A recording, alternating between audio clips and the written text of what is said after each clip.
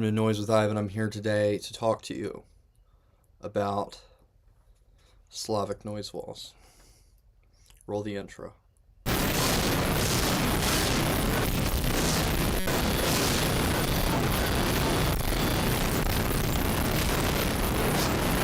So yeah, I have kind of been listening to noise walls and researching noise walls to a point where I'm starting to turn over some rocks and find things or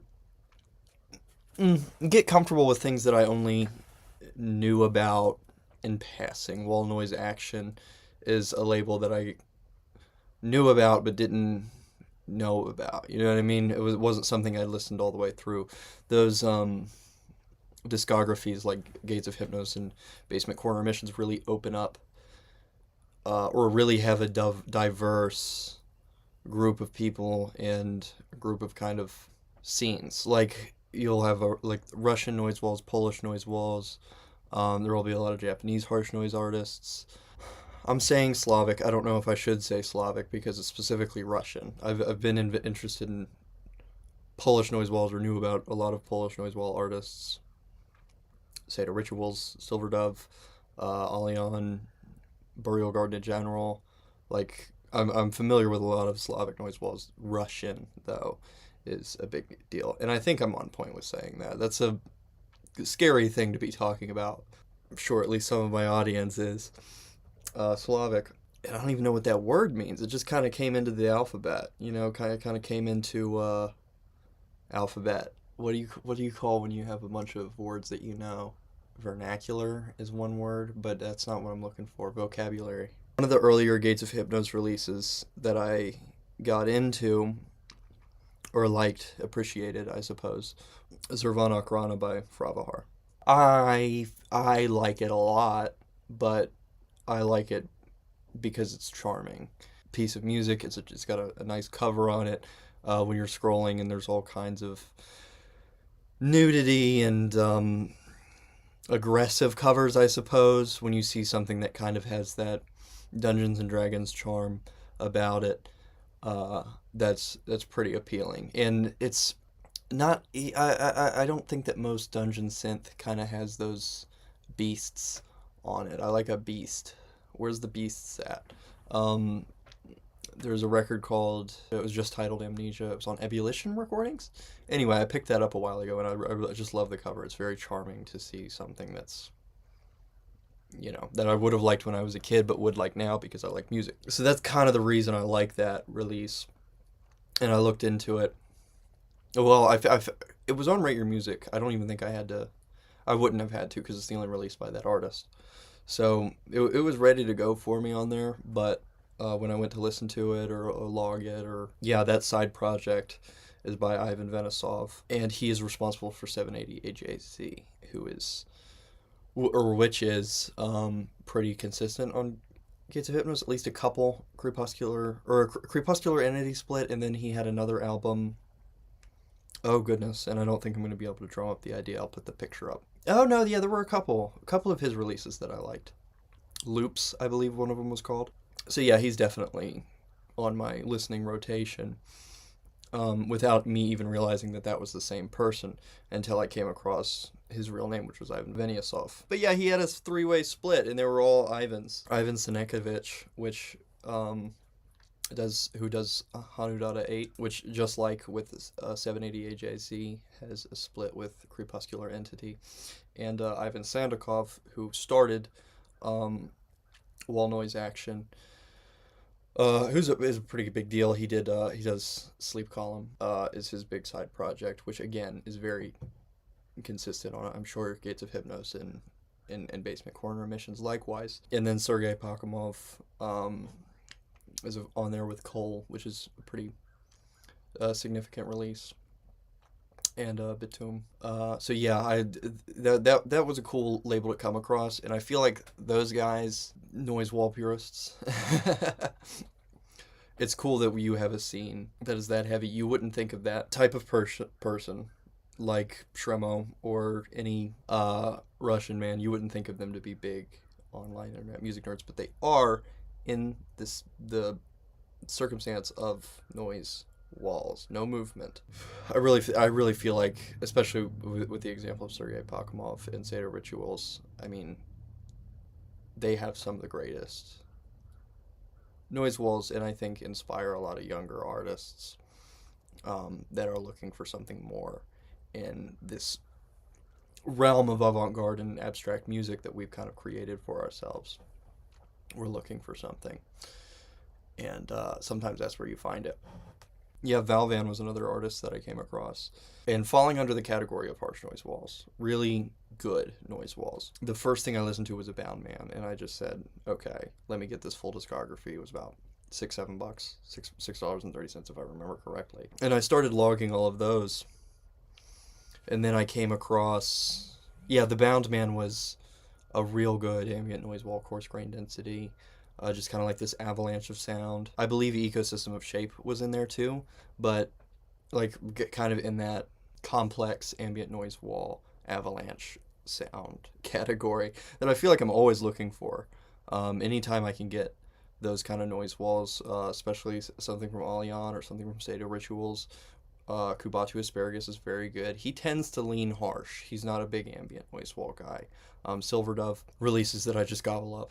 I mean, I feel like, yeah, Burial Garden. Burial Garden would have been a better way to sum that up. Angel Bruger, just these wonderful, complex, meditative walls. But again, I feel like there's definitely the old guys that do harsh noise and ambient noise walls, and then there's like a reaction of it, and I'm very, very interested in what that reaction is. It's been really cool to listen to as much. Not many people are in the position of listening to as many noise walls as I have gotten to the point of listening to. Valvan had another record called Infatuation, and this release is a guy leaving a voice message. He's kind of creepy, kind of obsessed. And somebody had rated it 0.5, and the 0.5 comment that was they have like comment or like rating presets, and it said mods crush this release. And I said, well, this has got to be either really good or really bad.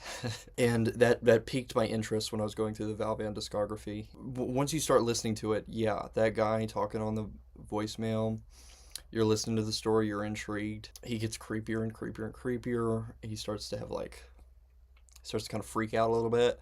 And then the noise starts to come in, and you can hardly hear him talking anymore. It's kind of like an ambient noise wall type of thing. And boom, it says, leave your voicemail, leave a message at the beep, or whatever it says. I'm young. And then there's just this incredibly jarring harsh noise wall. And you could have gotten way more than what I just said on the review, from the review I wrote on it. And the noise wall wasn't, again, it didn't fall into the registry of what I just said that I like about Slavic noise walls or ambient noise walls, the more complex noise walls. It was not that. It sounded like it was a telephone, but it was definitely harsh, a fine grain density, and like a pretty broad band, but nothing really in the lower area. Yeah, no, there wasn't like any bass in it at all. I wouldn't say at all, but it was broad, but yet no bass. So it didn't have to be. It wasn't incredible, but it wasn't supposed to be. It was supposed to be harsh, and it was, I think, supposed to sound like that. But just when that hits you, it's perfect. But it had reminded me, because I listened earlier in this week to Modern Murder by Seder Rituals. One I had not heard from him, and it was awesome. The difference between a record like Infatuation, but both of them are harsh noise walls with context, with a meaning. But Modern Murder, as opposed to being kind of like a spooky, scary experience, I would describe it as a horror release. It's the same thing as watching a horror movie. It just kind of works in a different way, and that's why it's interesting. I really like that record for those reasons, but the thing about the Seder Rituals the one is that it's like a voice memo at the beginning of, not voice memo, but it's spoken word at the beginning of, right before a harsh noise wall, right? As opposed to most of it, the Infatuation release had probably 10 minutes of dialogue and then harsh noise at the end, and it worked really well, and it was really really jarring, and it really had an emotional effect on you. Not like Modern Murder. Modern Murder has a legitimately emotional effect. Like it makes you like want to cry, and then you're trapped in this crazy noise wall. It's the a difference between actually accessing emotions inside you and following a story. You know what I mean? Emotional pain is not necessarily going to be there for everyone. So yeah, it's not necessarily the circumstance that someone's going to be hurt or expressive toward those emotions in the experience of listening to Modern Murder. But even if you didn't, it has that effect for me, an incredibly emotional effect. But it also has replayability because it's only a small portion and it's mostly a noise wall. So if you're just someone who listens to noise walls because you like noise walls, then Modern Murder has that benefit as opposed to Infatuation. But Infatuation was amazing. I really enjoyed being someone that listens to a lot of them. That was kind of for both of those releases. That was kind of a shock and a surprise, and something that was gripping and something that I developed interest in as I listened to it. I was interested in having this experience. So yeah, those are a few of the things. I'm trying to shorten these up, so I won't go crazy. All kinds of awesome music. I have really gotten to a point. I hit a wall in the last couple days. Yeah, hit a wall.